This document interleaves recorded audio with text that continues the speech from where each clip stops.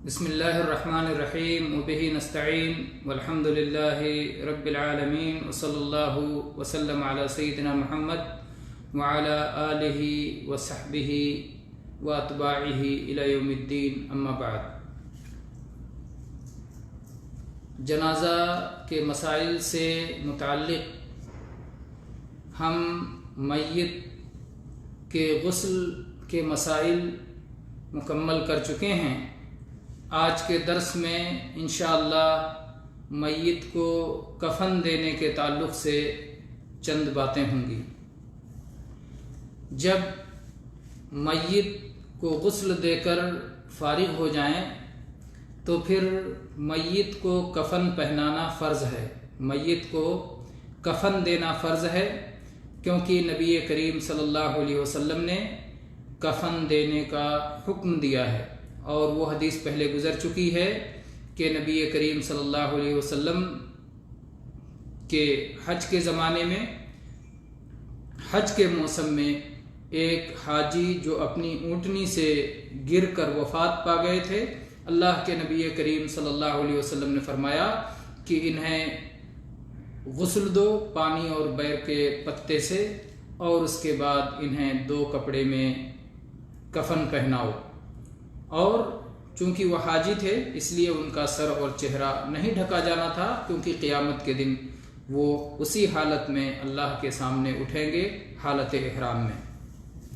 تو بہرحال اس حدیث سے معلوم ہوتا ہے کہ کفن دینا ضروری ہے، کفن دینا فرض ہے، اور کفن میت کے مال ہی سے دیا جائے گا۔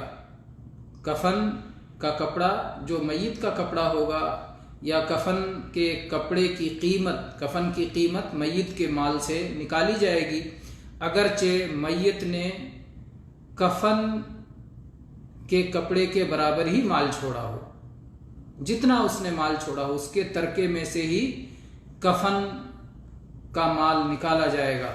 چنانچہ اس سلسلے میں خباب ابن ارت رضی اللہ عنہ کی حدیث ہے، کہتے ہیں کہ ہم لوگوں نے رسول اللہ صلی اللہ علیہ وسلم کے ساتھ اللہ کی راہ میں ہجرت کی، اور ہمارا مقصود تھا اللہ کی رضا۔ اللہ کی رضا کے لیے ہم نے اپنا گھر بار اور اپنا وطن چھوڑا تھا۔ اللہ تبارک و تعالیٰ کے یہاں ہمارا اجر، ہمارا ثواب ثابت ہو چکا ہے، یقیناً اللہ سے ہمارا اجر ملنے والا ہے۔ ہم میں سے کچھ لوگ تو دنیا سے ایسے گزر گئے کہ جو دنیا میں کچھ اجر و ثواب ملنے والا ہے، اور اللہ نے جو دے رکھا ہے وہ کچھ بھی نہ کھا سکے۔ اللہ نے دنیا ہی میں دیا، صحابہ کرام کو اپنے گھروں کو چھوڑ کر کے آئے تھے، لیکن اللہ تبارک و تعالیٰ نے کیسے فتوحات عطا فرمائی، کیسے مال غنیمت سے نوازا۔ تو بہرحال کہہ رہے ہیں کہ ہم میں سے کچھ گزر گئے، ہمارے ساتھی، ہمارے بعض ساتھی گزر گئے جنہوں نے اپنے اجر میں سے کچھ نہیں کھایا۔ ان میں سے ایک مصعب ابن عمیر رضی اللہ عنہ تھے، جو غزوہ احد کے موقع پر شہید ہو گئے، تو انہیں کفن دینے کے لیے کوئی چیز نہیں تھی سوائے ایک چادر کے۔ جب اس چادر کو ہم ان کے سر پہ ڈالتے تھے تو ان کا پیر کھل جایا کرتا تھا، اور جب چادر کو پیر پہ ڈالتے تھے تو سر کھل جایا کرتا تھا، یہاں تک کہ رسول اللہ صلی اللہ علیہ وسلم نے اس کا حل بتاتے ہوئے ارشاد فرمایا کہ ان کا سر ڈھانک دو اور پیروں کو کھلا چھوڑ دو، اور پیروں پر اذخر نامی گھاس ڈال دو۔ ایک خوشبودار قسم کی گھاس ہوتی ہے، عرب کی سرزمین پہ پائی جاتی ہے۔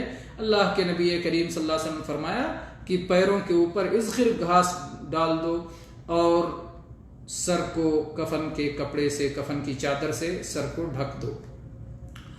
پھر اس کے بعد میں خباب رضی اللہ عنہ کہتے ہیں، اور ہم میں سے بعض لوگ وہ ہیں جو اللہ کی راہ میں جنہوں نے ہجرت کی تھی کہ ان کا درخت آج پھلدار ہو چکا ہے، اور وہ اپنا پھل توڑ رہے ہیں، مزے سے اس کا پھل کھا رہے ہیں۔ یہ حدیث صحیح بخاری میں، صحیح مسلم میں، سنن ترمذی، سنن نسائی اور حدیث کی بہت ساری کتابوں میں ہے۔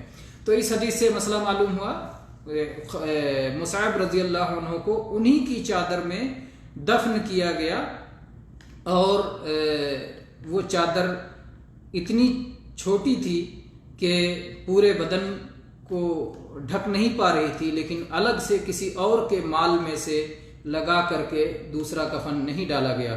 تو اصل یہ ہے کہ کفن میت کے مال ہی سے ہو، اور اگر ہونا تو یہ چاہیے کہ کفن لمبا ہو، بڑا ہو، پورے بدن کو چھپانے والا ہو، اس طرح ہو کفن، اچھا ہو، صاف ستھرا ہو، مناسب ہو، ہونا یہ چاہیے۔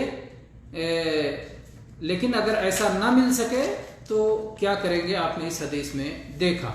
اس سلسلے میں جابر ابن عبداللہ رضی اللہ عنہ کی حدیث ہے، کہتے ہیں کہ نبی کریم صلی اللہ علیہ وسلم نے ایک دن خطبہ ارشاد فرمایا، ایک دن آپ نے تقریر فرمائی اور آپ نے اپنے ایک صحابی کا تذکرہ کیا، اور آپ نے ان کی وفات کا ذکر کرتے ہوئے کہا کہ انہیں جب ان کی وفات ہو گئی تو انہیں ایک چھوٹے سے کفن میں، جو ہے معمولی قسم کے کفن میں کفنا دیا گیا اور رات ہی کو انہیں دفن کر دیا گیا۔ تو نبی کریم صلی اللہ علیہ وسلم نے اس بات سے منع کر دیا کہ کسی کو رات ہی میں یوں ہی نہ دفن کیا جائے، یہاں تک کہ اس کی باقاعدہ صلاۃ جنازہ پڑھی جائے۔ البتہ اگر کوئی مجبوری آ جائے تو الگ بات ہے، اگر کوئی انسان رات ہی میں کسی کو دفن کرنے کے لیے مجبور ہو تو الگ مسئلہ ہے، لیکن اصل یہ ہے کہ دن میں باقاعدہ لوگ اکٹھا ہوں اور ان کا جنازہ پڑھا جائے اور اس کے بعد میں انہیں دفن کیا جائے۔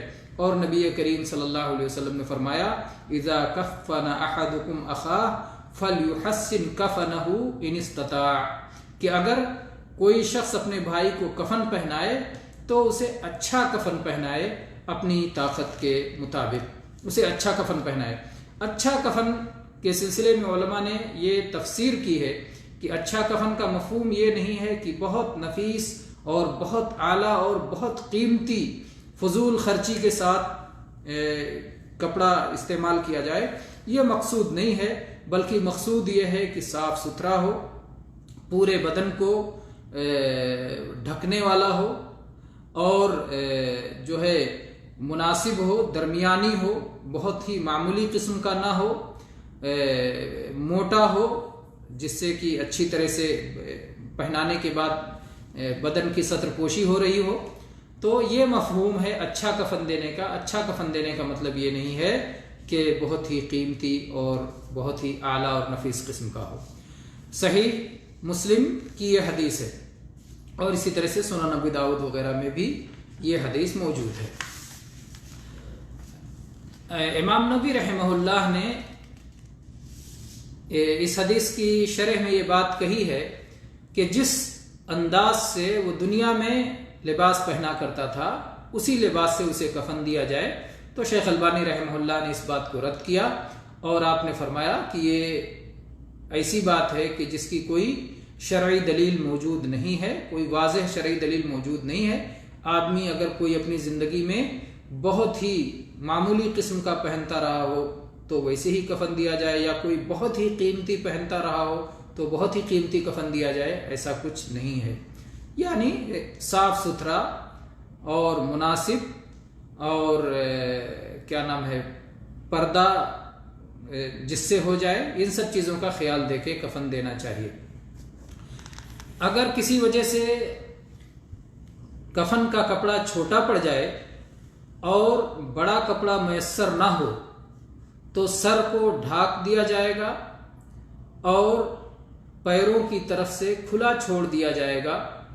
کھلا چھوڑنے کا مطلب یہ ہے کہ کفن کا کپڑا چونکہ چھوٹا پڑ رہا ہے اس لیے کفن کے کپڑے سے کھلا چھوڑا جائے گا، ورنہ اس کے اوپر اذخر وغیرہ گھاس ڈال دیا جائے گا۔ جو گھاس جہاں پر مہیا ہو، جو گھاسوں میں سے جو بہترین گھاس ہو، اگر خوشبودار اور بہترین گھاس ہے تو اس کو ڈال دیا جائے گا۔ اور اس سلسلے میں خباب ابن ارت رضی اللہ عنہ کی حدیث مصعب بن عمیر رضی اللہ عنہ کے تعلق سے ابھی گزر چکی، آپ نے سنا کہ اللہ کے نبی کریم صلی اللہ علیہ وسلم نے فرمایا کہ ان کا سر ڈھانک دیا جائے اور ان کے پیروں پر اذخر گھاس ڈال دیا جائے۔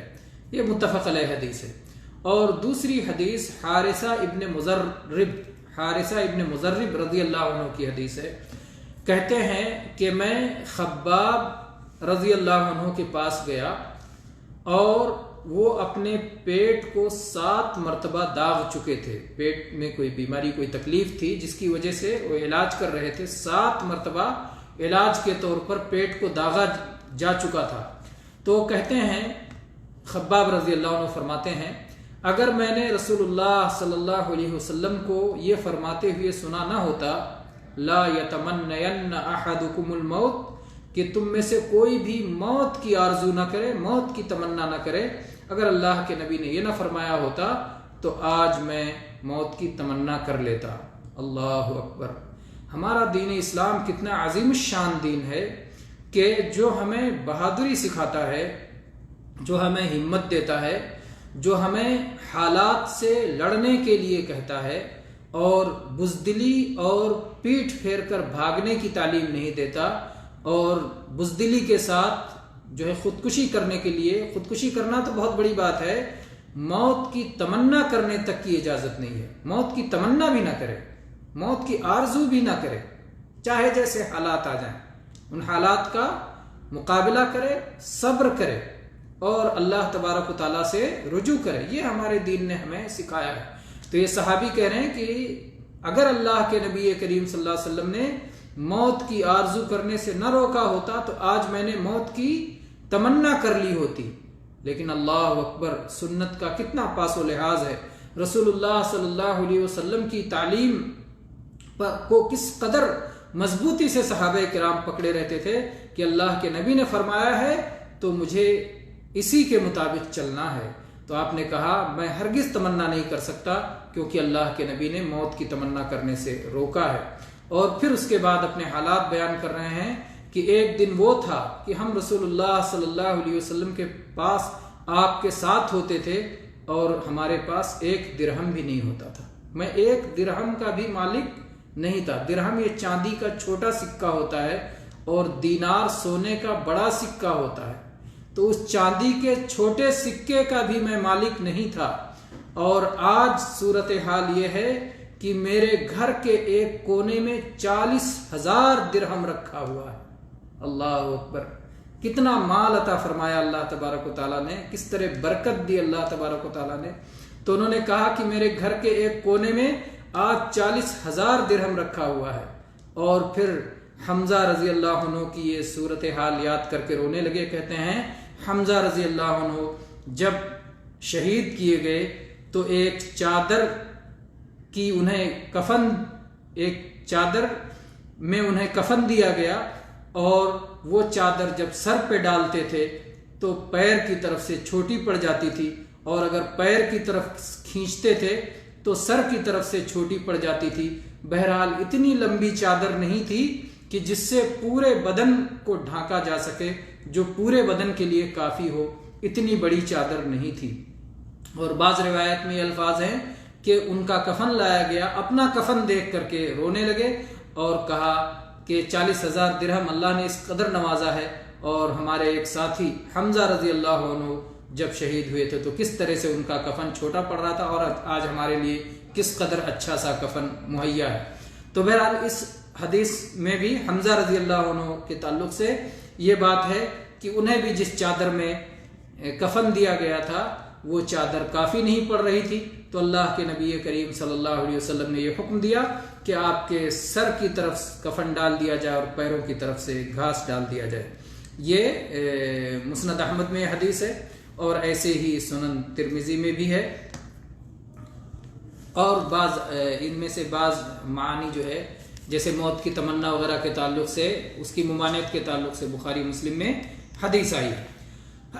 یہ بات بھی یاد رہے کہ اور اگر کفن کم پڑ جائے اور مردے بڑھ جائیں, کبھی ایسی صورتحال ہو کہ بہت زیادہ اموات ہو رہی ہیں اور کفن کم پڑ جائے, تو ایسی صورت میں بہت سارے لوگوں کو ایک ہی کفن میں کفنایا جا سکتا ہے. ایک ہی کفن میں بہت سارے لوگوں کو کفنایا جا سکتا ہے. اور جو لوگ قرآن پاک کے زیادہ یاد کرنے والے ہوں گے, جنہیں قرآن زیادہ یاد ہوگا, جو زیادہ حافظ ہوں گے, تو انہیں پہلے رکھا جائے گا اور اس کے بعد میں بعد والوں کو رکھا جائے گا. چنانچہ اس سلسلے میں جو سنن ابی داؤد سنن ترمذی کی یہ حدیث ہے کہ انس رضی اللہ عنہ نے فرمایا کہ جب احد کا دن تھا تو رسول اللہ صلی اللہ علیہ وسلم حمزہ رضی اللہ عنہ کے پاس سے گزرے اور ان کا مسلح کر دیا گیا تھا، ان کے ناک اور کان کو کاٹ دیا گیا تھا، چہرے کو بگاڑ دیا گیا تھا۔ تو آپ صلی اللہ علیہ وسلم نے فرمایا کہ اگر میری پھوپھی اور حمزہ رضی اللہ عنہ کی بہن صفیہ رضی اللہ عنہا کو دکھ نہیں ہوتا تو میں ان کی لاش کو یوں ہی کھلا چھوڑ دیتا، اس کی تکفین اور تدفین کا پوری طرح انتظام نہیں کر لیتا، یہاں تک کہ جانور اور پرندے اسے کھا جاتے، اور پھر اللہ تبارک و تعالیٰ انہیں ان درندوں اور پرندوں کے پیٹ سے قیامت کے دن میدان محشر میں انہیں اٹھاتا۔ پھر اس کے بعد اللہ کے نبی کریم صلی اللہ علیہ وسلم نے ایک چادر میں انہیں کفن دیا۔ وہ چادر اتنی چھوٹی تھی کہ جب سر کی طرف کھینچا جاتا تھا تو پیر کھل جاتے تھے، اور جب پیر پہ وہ چادر ڈالی جاتی تھی تو سر کھل جاتا تھا۔ بالآخر ان کے سر کو ڈھک دیا گیا، اور احد کی لڑائی میں جتنے لوگ شہید ہوئے تھے کسی کا جنازہ نہیں پڑھا گیا، اور اللہ کے نبی صلی اللہ علیہ وسلم نے فرمایا کہ میں قیامت کے دن سب پر گواہ بنوں گا۔ اور راوی کہتے ہیں کہ اس دن شہید بہت سارے لوگ ہوئے تھے اور کفن کے کپڑے کم پڑ گئے تھے، اس لیے 2 اور 3 لوگوں کو ایک ہی قبر میں اکٹھا کر دیا جاتا تھا اور پوچھا جاتا تھا کہ قرآن کس کو زیادہ یاد ہے، تو اس کو قبر میں آگے بڑھایا جاتا تھا، اور 2 اور 3 لوگوں کو ایک ہی کپڑے میں کفن دے دیا گیا۔ 2 اور 3 لوگوں کو ایک ہی کپڑے میں کفن دینے کا مطلب یہ نہیں ہے کہ تینوں لاشوں کو ایک ہی چادر میں یا ایک ہی کپڑے میں لپیٹ دیا جائے۔ امام ابن تیمیہ رحمہ اللہ نے اس کی شرح یہ کی ہے اور بتایا ہے کہ اس حدیث کا معنی یہ ہے کہ ایک آدمی کے لیے جو کفن کا کپڑا کافی ہوگا اس کو کئی ٹکڑے کر کے کئی لوگوں میں تقسیم کر دیا جائے، یہ مقصود ہے۔ یہ مقصود نہیں ہے کہ کئی لاشوں کو ایک ساتھ ایک ہی کفن میں لپیٹ دیا جائے، یہ مقصود نہیں ہے، بلکہ ضرورت اور مجبوری کی وجہ سے ہر ایک کو کفن کے چھوٹے چھوٹے ٹکڑے میں کفنایا جائے، اگرچہ کہ بدن کا پورا حصہ اس سے نہ چھپ سکے، بدن کے کچھ حصے کے لیے وہ کفن ہو اور بدن کے بعض حصے کھلے رہ جائیں۔ اور یہ معنی کیوں کیا گیا؟ کیونکہ اسی حدیث میں جو یہ کہا گیا ہے کہ جب انہیں دفن کیا جانے لگا تو اللہ کے نبی نے فرمایا کہ کون ان میں سے قرآن کا زیادہ حافظ تھا، اسے آگے رکھا جائے۔ تو اگر کئی لوگوں کو ایک ساتھ کفن پہنایا گیا ہوتا تو پھر ایسا نہیں پوچھا جا سکتا تھا۔ اس سے معلوم ہوتا ہے کہ سب کی لاش کفن پہنائی ہوئی الگ الگ تھی۔ یہ اور بات ہے کہ کفن پورے بدن کے لیے کافی نہیں تھا، بلکہ بدن کے کچھ حصے پر تھا اور کچھ حصہ کھلا ہوا تھا۔ اور اگر ایک ساتھ ہی کئی لوگوں کو ایک ہی کفن میں لپیٹا گیا ہوتا تو پھر کفن دیتے وقت ہی پوچھا جاتا، نہ کہ دفن کرتے وقت یہ بات پوچھی جاتی۔ تو یہ امام ابن تیمیہ رحمہ اللہ نے اس حدیث کی شرح کی ہے، اور یہ شرح بہت ہی قریب معلوم ہوتی ہے، اور یہی شرح زیادہ صحیح معلوم ہوتی ہے۔ تو بہرحال جب کفن کم پڑ جائے تو چھوٹے چھوٹے کفن میں، یعنی جو ایک آدمی کے لیے کفن کافی ہو اسے کئی لوگوں میں تقسیم کیا جا سکتا ہے، جیسا کہ اس حدیث میں سنن ترمذی اور سنن ابی داؤد کی اس حدیث سے معلوم ہوتا ہے۔ تو یہ کفن کے چند مسائل ہوئے کہ کفن میت کے مال میں سے دینا چاہیے، اور اگر میت کا مال کم پڑ جائے یا کفن کم پڑ جائے کسی وجہ سے تو سر کے حصے کو ڈھانپ دیا جائے اور پیر کے حصے پر گھاس وغیرہ ڈال دیا جائے۔ واللہ تعالی اعلم، وصلی اللہ علی نبینا وسلم، والحمد للہ رب العالمین۔